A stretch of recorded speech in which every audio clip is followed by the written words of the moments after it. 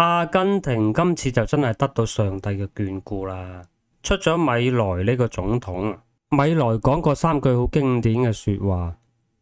第一句，阿根廷人不需要感謝國家，因為國家乜都俾唔到你，畢竟國家不生產任何東西。換言之，國家要俾一樣嘢你，就必須先從你手中取走更多。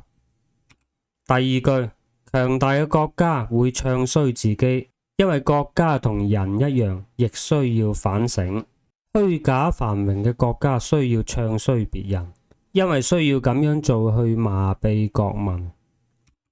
第三句話，如果印鈔票能夠消除貧窮，那麼乾脆直接發文憑就能驅散愚昧。米萊仲有一句名言啊，嗰啲享受特權嘅人都係國民嘅敵人，唔係生活將你打敗，而係嗰啲貪官污吏同特權階級搶走咗原本屬於你哋嘅機會。米萊呢幾句說話呢，如果你係以一個傳統東方大國嘅老百姓嘅角度去睇米萊嘅話，是否覺得好大逆不道，危害國家安全啊？嘲笑別人係冇用嘅，睇下成績單就知道啦。嗱，我簡單講下米萊2024年嘅周年總結演講啊。嗰啲多餘冇咩用嘅說話呢，我就唔講啦，我就挑啲數據出嚟講下啦。喺1年之前，阿根廷嘅貿易赤字持續擴大，外匯儲備虧空咗110億美元。到依家，阿根廷貿易已經由逆差轉為順差，外匯儲備已經增加咗200億美元。1年前嘅貨幣兌換缺口係180%，依家呢個缺口已經唔再增長啦。自由兌換美元嘅價格與1年前嘅價格相同。阿根廷嘅國民平均工資由1年前嘅300美元提升到依家嘅1100美元。國家風險指數亦從1900點高位大幅度回落。阿根廷喺世界經濟自由度排名從倒數第35上升到依家嘅中游水平。依家呢個經濟反彈係來自2個推動力，一個係工資同退休金嘅重組，之前已經被高通脹摧毀晒，依家正在恢復。另一個係企業庫存嘅重組，上半年庫存耗盡後，現在開始重新補貨，直接拉動咗經濟增長。2024年最後一個季度嘅經濟數據就係騰飛，更重要嘅係結構性改革。之前國家佔用咗 GDP 15% 嘅資源，依家呢啲資源已經俾晒私營部門。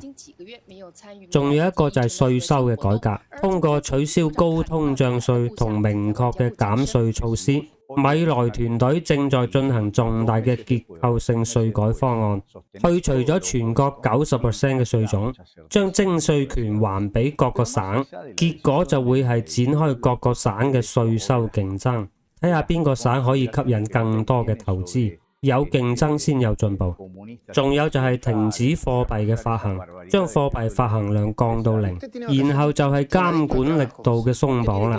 喺1年之前呢，咁又唔得，咁又唔俾，綁死晒啲經濟，冇人夠膽投資，賺埋嘅錢都唔夠罰。依家廢除咗800幾項嘅各種限制。之前嗰啲官員經過就封路，巡視下就封路，總之阿根廷係經常封路嘅。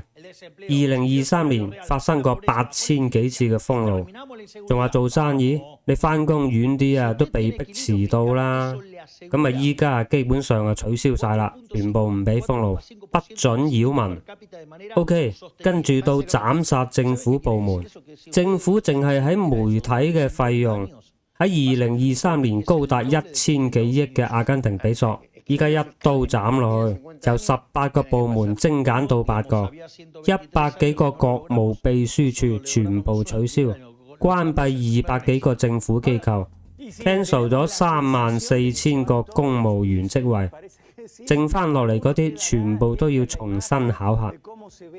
將嗰啲濫竽充數啊、蛀米大蟲啊、靠關係入去嗰啲啊，全部清除晒。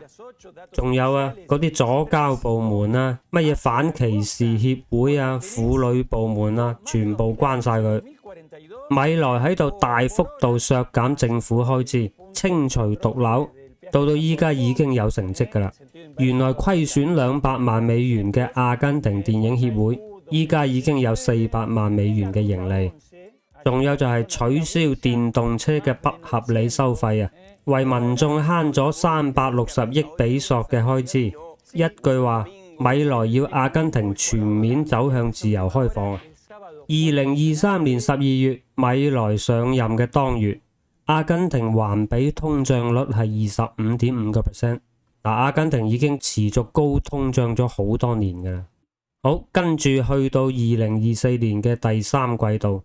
GDP 環比增長3.9%，貧困率從53% 降到39%，通脹率降低到2.4%，失業率降低至6.9%，一年前貨幣利率133%，降到依家嘅32%，利率降低，自然就多咗人貸款投資。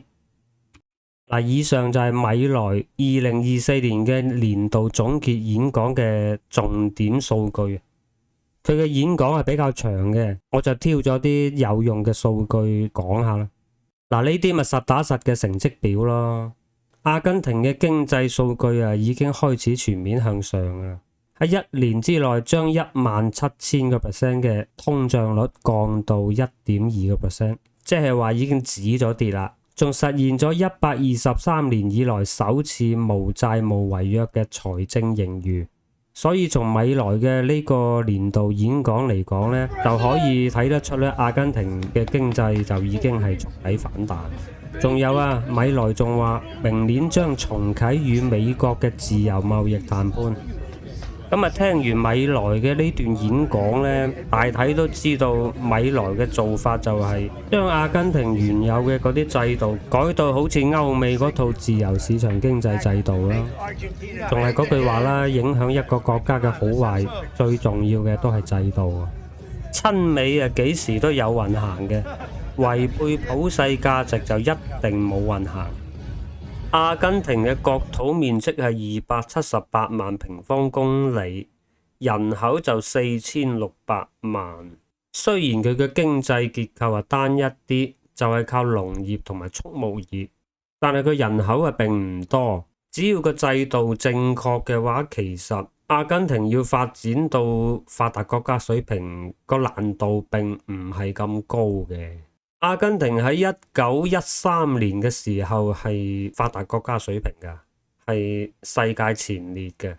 選咗個米萊呢個咁大膽改革嘅總統出嚟，咁啊睇下今次米萊能唔能夠帶領阿根廷人啊再次走向繁榮啦。OK，多謝大家收睇，拜拜。